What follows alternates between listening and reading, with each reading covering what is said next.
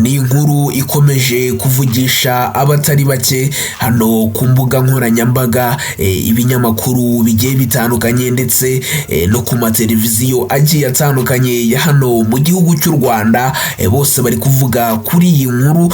Ikindi kandi abantu nabo bari kugenda batanga ibitekerezo bigiye bitandukanye bitewe nuko baratunguwe cyane. Ikindi kandi ni impundu n'amashyi ndetse n'ibintu navuga ko ari ibintu byiza cyane kuri sosiyete nyarwanda, by'umwihariko ku bantu bihebeye imyidagaduro. Nkongera nti by'umwihariko ku bantu bakunda Rutambi wamenyekanye cyane muri komedi. Uyu munsi akoze igikorwa cy'abagabo, akoze ibintu bidasanzwe byatunguye abantu benshi, dore ko bumvaga ko nyine atari iki gihe cyo kuvuga ngo agiye gukora igikorwa nk'iki ngiki, nagita ko ari igikorwa kidasanzwe. Rero ngiye kwereka video y'uwo bita Rutambi ari gusezerana n'umugore we bita Grace imbere y'amategeko, ukuntu ibintu byose byari bimeze mu kanya gatoya bari gusezerana. Abantu benshi bakomeje kumirwa, ndagira ngo rero nyikwereke, ariko ndagira ngo mbanze ngusabe ikintu kimwe, kora subscribe maze mu kanya nze nkubwire n'ibindi bintu bibiri bitangaje utamenye byabaye kuri Rutambi. Ariko reka manze nkwereke iyi video ho gatoya maze ngaruke ndi kuyivugaho, ikindi nkubwire n'ibindi bintu bibiri byabaye utamenye.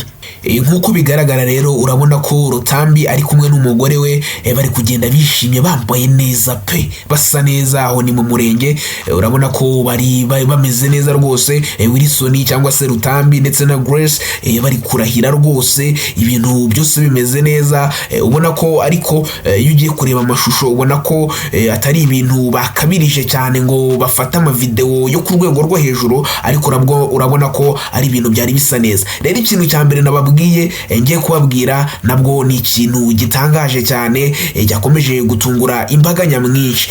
Uyu Rutambi rero yashatse gutungura abanyarwanda, ubwo uyu nyine we yari yarapanze ko ibi bintu bigomba kuzaba nyine muri make abanyarwanda bakabibona nyuma, atari kuvuga ngo barabibona bikuba cyangwa se baze mu birori by'uko ngo bagiye guserebura. Ari abantu benshi bari kuvuga bati tuvuye gusezerana mu murenge, nk'uko nyine ibindi byamamare bisanzwe bibigenza. We yaravuze ati ibi bintu ngomba kubigira ibanga.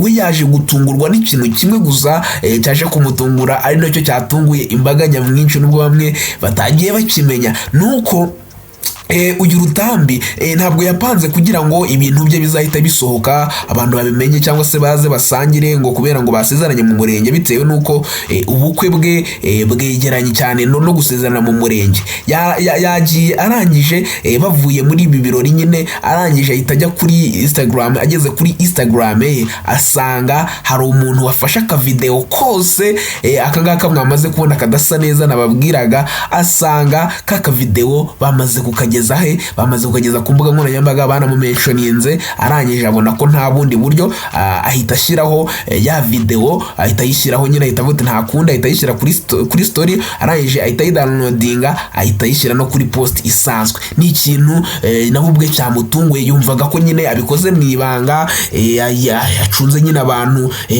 batabyitayeho. Yarangiza nawe agahita arekura, muri make agahita avuga ati ibi ngibi ni ibanga rikomeye. Ariko abona ko buriya ari icyamamare nyine, biramutunguye cyane kubona video ihise imutanga ku mbuga nkoranyambaga. Yumvaga ko azagaragaza amafoto nyuma ari ibintu bisa neza ibyo gusa.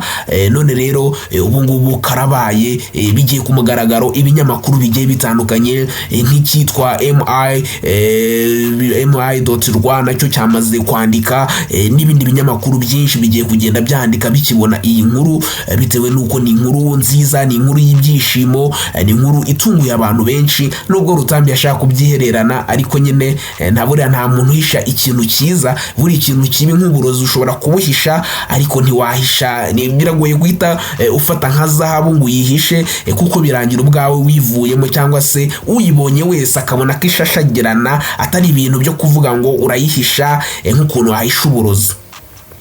ikindi kintu cya kabiri cyo rero ndagira ngo ugitega amatwi ucyumve neza. Niba uri umukunzi wa Rutambi, niba ukunda ibirori rwose, niba ukunda abantu, ndagira ngo iki kintu ucyumve neza rwose, ugitega amatwi. Mbere yuko nkivuga, reka manze nkwibutse ko uyu Rutambi hashize iminsi navuga ko itari mike agaragara n'amafoto menshi agiye atandukanye acaracara ku mbuga nkoranyambaga ari kumwe n'umukunzi we, dore nk'aha ngaha bari ku mazi, ndetse hano bari bagiye mu birori bigiye bitandukanye, ubona ko ari abantu bamaze igihe bakundana. Ikindi kandi mbere yaje kumuporopoza, umukobwa aravuga ati yes, ibintu bigenda neza, ubwo abantu batangiye kubona ko bya bintu bishobora kuzavamo ikintu gikomeye.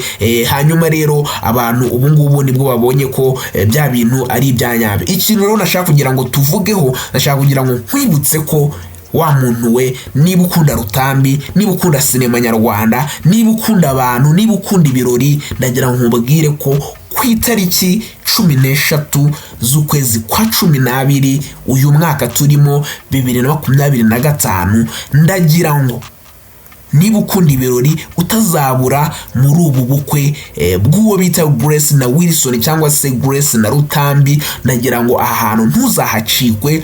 Wa muntu we, nawe uzabe umwe mu bazaba bari muri ibi birori byo kwifatanya kwishimira kuba nyine bagiye gutangira umuryango mushya.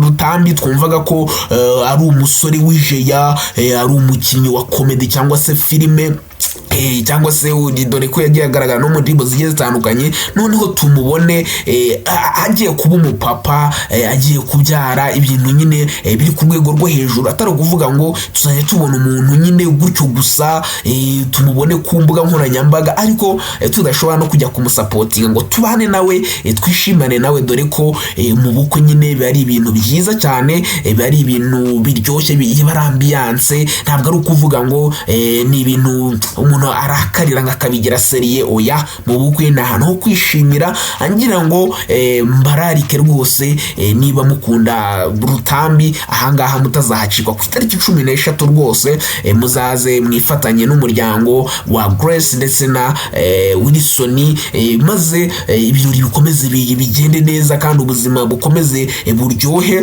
Nicyo rero nagira ngo tuganireho, nkugezeho amakuru agezweho ko bita Rutambi, nawe ube mu bafite amakuru menshi kandi agezweho hano ku mbuga nkoranyambaga ndetse no ku binyamakuru no ku mateleviziyo n'amaradiyo, hose ufite amakuru agiye atandukanye yagufasha kugira ngo ugire ikintu cya mbere cy'ingenzi mu buzima, aricyo amakuru, maze nawe ukomeze uryoherwe aho uherereye hose. Nge mwari kumwe, ninge bita Ibel, naho ibi byose ubisanze kuyo bita Mega TV Rwanda. Reka nkwibutse kwibuka ikintu kimwe gusa, nkwibutse gukora subscribe, ukore like, bibaye bibiri, ariko wibuke ko ukoze like ntushyireho comment y'ukuntu wifuriza abangaba kuzagira urugo ruhire, nabyo urumva ntago byaba bigaragara neza. Urumva nabwo ushyireho na comment. Nurangiza, ikindi kintu cya gatatu cy'ingenzi kurusha ibindi, ukore share, usharinga inshuti zawe, maze nazo zimenye ko uwo bita Rutambi ataciye ingaragu, hato hatazagira n'abakobwa bamuyoberaho,